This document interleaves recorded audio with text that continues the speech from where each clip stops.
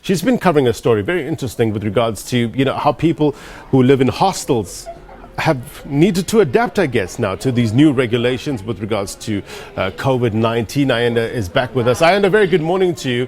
What's the latest there?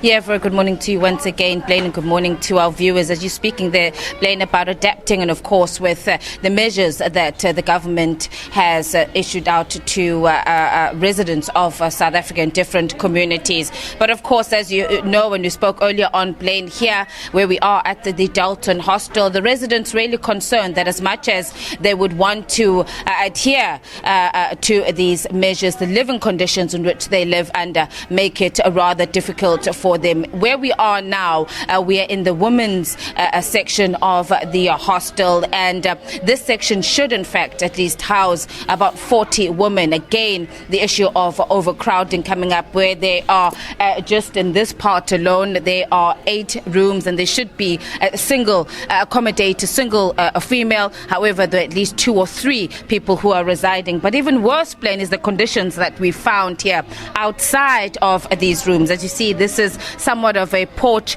a cover, and underneath are a number of beds that are here. Everyone that we've spoken to here has been following the news. They are aware of the current pandemic. They too are concerned, having heard what the government's messages have been in terms of how one contracts COVID-19. But they are saying that the conditions in which they live under make it very, very difficult for them. And one of those is the regards to the social distance that they're saying to us, how can, under the conditions that we're living in, when these beds are so close to one another, how possible is it for them to keep that distance? The issues of hygiene as well. If you look at the area, they're saying as well that there's issues of water cuts in some parts on some days, and when the government is saying that people must wash their hands, people must ensure that they keep to the hygiene, their concern for us is how are they going to be able to do that? And this is one of the concerns that they've been raising for years with the municipality and with the government of KwaZulu-Natal. And they're saying at this point they feel that they're going to be the most vulnerable to this virus. But let me quickly bring in now Mama Umantuli. We've been chatting to her since we've been here. She is aware, in fact, she was teaching us what she has learned and telling us about the virus. But let's speak to her about what she said and what her concerns are living in this environment. Mama Ntuli, sibonga khuluma isikhathi sakho. Sithe masifika la sithi sokubuza mayelana negciwane COVID-19. Ayikho into obungayazi. Coronavirus kwawena osiqoqela, kodwa ngesimo eniphila ngaphansi kwaso utheni khathazekile ukuthi lokhu uhulumeni athi anikwenze mayelana nenhlanzeko ne distance, lokho sithi ukuthi kufanele nihlale imitha ekude komunye umuntu. Nina kuzoba nzima ukuthi nikwazi ukuthi enikwenze lokho. Yebo, sanibonani nonke, ngiyanibingelela.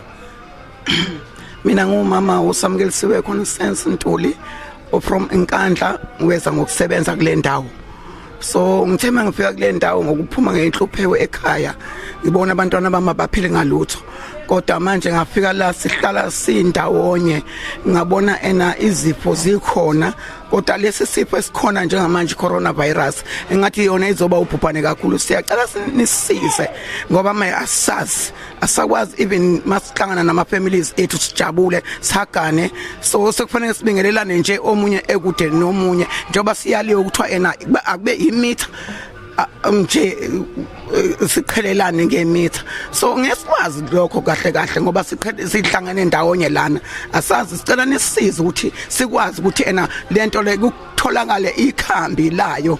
Nkosi yami sisha nisizeni ngoba kusho ukuthi sobhubha nje sonke mangiqala ukubheka mina nginovalo. Siyesaba. Mama Ntuli, nalani geza khona nakhona kwamashawa mancane nithe unintshana nakhona? Yebo, siyashintshana, mhlambe singena nga2 nga3 siyatetelana, mhlambe nga2 nga3 nga4. Uyabona ngani yami kunjalo. So le ndawo njengoba siyibona uthe nilala la noma linetha imvula yanetha nasebusuku?